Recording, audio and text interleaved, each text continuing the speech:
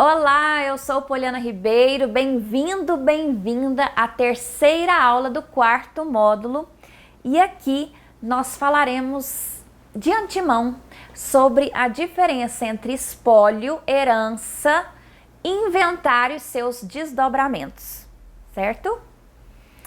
Então vamos lá, espólio, inventário e herança são personagens sempre presentes e atuantes em conjunto.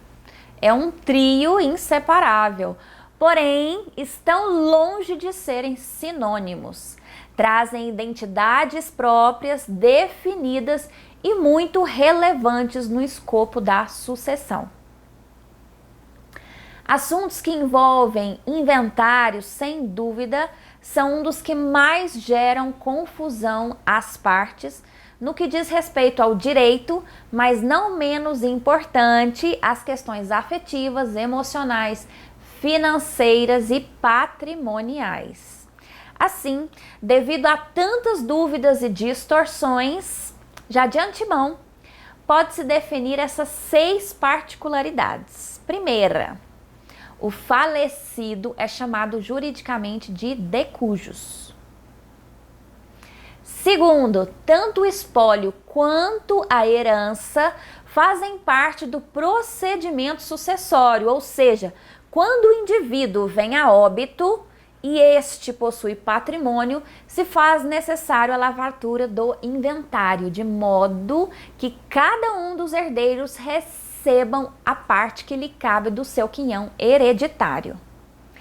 Terceiro ponto aqui, a herança é um conjunto de bens, direitos e deveres que alguém deixa ao falecer.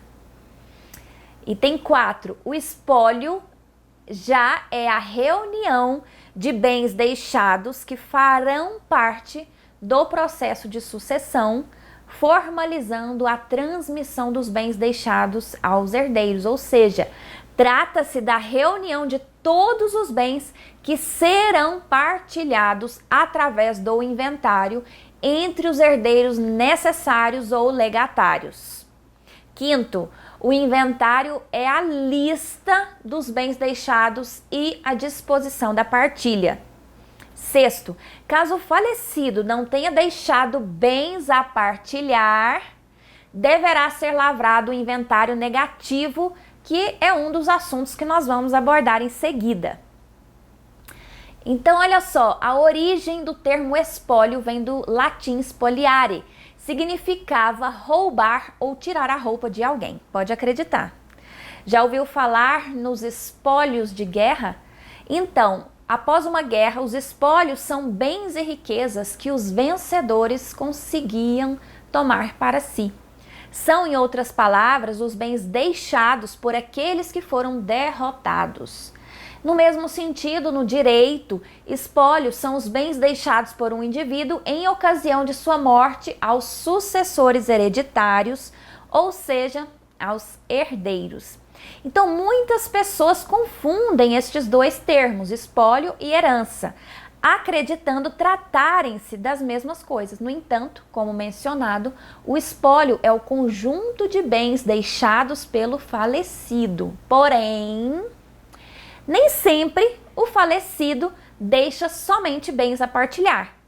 É comum que ele deixe também dívidas, deveres, obrigações, bem como uma série de obrigações jurídicas que não necessariamente findam com o seu óbito, consubstanciando a herança, tais como imóveis, veículos automotores, cotas empresariais ou ações, aplicações financeiras, saldos em contas bancárias, inclusive poupança, obras de arte, títulos de clubes e direitos relativos a créditos a receber, como cheques, notas promissórias e dentre tantos outros.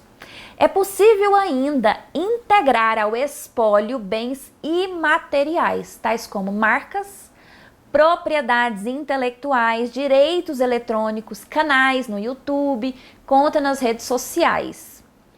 Assim, qualquer direito que seja economicamente apreciável compõe o espólio e deverá ser levado a inventário incidindo o ITCMD, que é o Imposto sobre Transmissão, Causa Mortes e Doação, processado nas secretarias de Fazenda, imposto de competência dos estados e do Distrito Federal.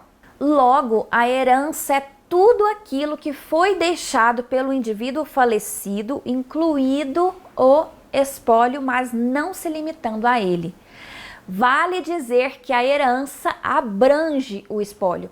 Ou seja, quando se fala em herança, estamos abrangendo os bens, direitos e eventuais obrigações deixadas pelo decujus, incluindo dívidas, ações legais e outras responsabilidades que possam existir em nome do falecido. Então é importante ressaltar que caso o falecido tenha deixado dívidas sem bens suficientes para saná-las, bem como em caso de inexistência de bens, para que os herdeiros tenham maior tranquilidade e fiquem seguros em caso de demanda ou questionamento futuro, deve ser lavrado um inventário negativo. Como eu já disse, o nosso próximo assunto. Então, nesse sentido, o espólio irá responder por todas as dívidas do falecido, por alguma condenação anterior à sua morte ou por qualquer ação, desde que envolva questões de responsabilidade civil. Para representar o espólio, é necessário a nomeação de um inventariante. Este normalmente é escolhido entre os herdeiros. Outra dúvida recorrente se refere à possibilidade de o espólio figurar como parte em ações judiciais. Importante esclarecer que os herdeiros são responsáveis pelas dívidas e obrigações do falecido nos limites de sua herança. Isso faz com que a confusão corra solta, induzindo ao erro de que se a pessoa endividada falece, automaticamente os herdeiros entram no polo passivo em ações referente a esse débito. Os tribunais brasileiros entendem que a substituição para os herdeiros só é realizada a partir do momento em que a partilha tiver sido formalizada. O inventário, uma vez em trâmite judicial ou extrajudicial, quem é habilitado a figurar no polo passivo de demandas envolvendo questões cíveis do decujus é o espólio, sendo representado pelo inventariante. Ou seja, falecida a pessoa, abre-se a sucessão. Logo, os bens são imediatamente transmitidos aos herdeiros legais ou testamentários, surgindo a figura do espólio. O espólio existirá a partir do momento em que alguém vem a óbito e deixa bens aos herdeiros. Logo, o fim do espólio coincidirá com o encerramento do inventário. E uma vez concluído esse procedimento, os bens passam a formalmente integrar o patrimônio dos herdeiros. E aí, a partir deste momento, a figura do espólio deixa de existir e eventuais ações judiciais deverão ser direcionadas aos herdeiros, que passarão a ser os titulares de todos os direitos e obrigações relativos à herança recebida. Outro aspecto curioso envolve questões fiscais. Para a legislação tributária, a obrigação de contribuir da pessoa física não se extingue automaticamente após o falecimento. Em decorrência deste fato, o espólio ele continua tendo obrigações com o fisco enquanto não for devidamente informado e dado baixa no CPF do falecido. Assim, aplicam-se ao espólio as regras de declaração do imposto de renda de pessoas físicas, falecida ou espólio. Esse procedimento deve ser feito até a efetivação da partilha. Pode-se até parecer estranho inicialmente, mas é necessário estar atento às obrigações que devem ser prestadas ao fisco pelos herdeiros do decujus. Tal procedimento é obrigatório até a efetiva formalização da partilha dos bens, que passarão a ter a titularidade dos bens inventariados, passando a ser estes a responsabilidade quanto à declaração dos bens e direitos que receberam em decorrência da sucessão.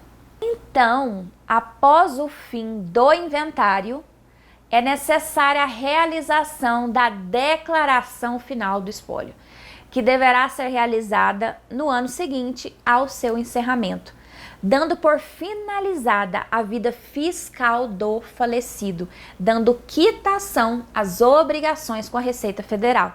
Então, será por meio da declaração final do espólio que haverá decisão final sobre o valor da transferência dos bens e será apurado se houve o ganho de capital ou não. Deste modo, espólio, herança e todo o escopo que envolve o inventário são assuntos que geram muitas dúvidas, inseguranças e têm grandes repercussões patrimoniais, emocionais e relacionais.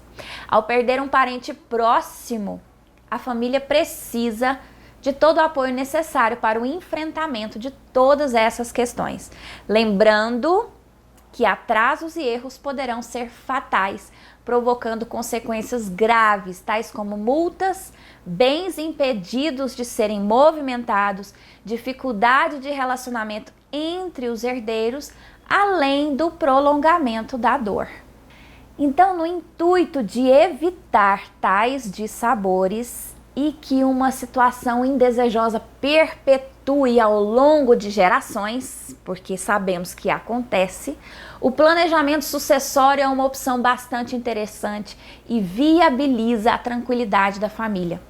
Existem diversas formas de se pensar na sucessão: seguro de vida, planos de previdência privada, doação de bens, elaboração de testamento, escrituras declaratórias, por meio de documentos públicos ou particulares, bem como a criação de uma holding em que bens de família são alocados em uma empresa e nela são definidos critérios de gestão e divisão de bens pós-mortem, além, sem dúvida, de ser uma importante ferramenta de proteção patrimonial.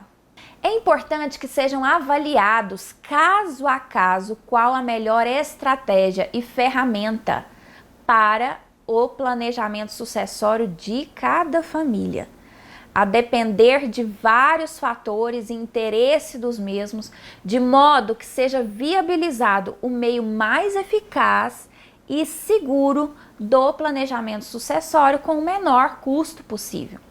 Diante de todo o exposto, nota-se o quão importante é ter acesso a profissionais experientes a se informar para mitigar erros, atrasos, multas e outros tantos problemas que poderão surgir no decorrer do processamento de um inventário e de um planejamento sucessório.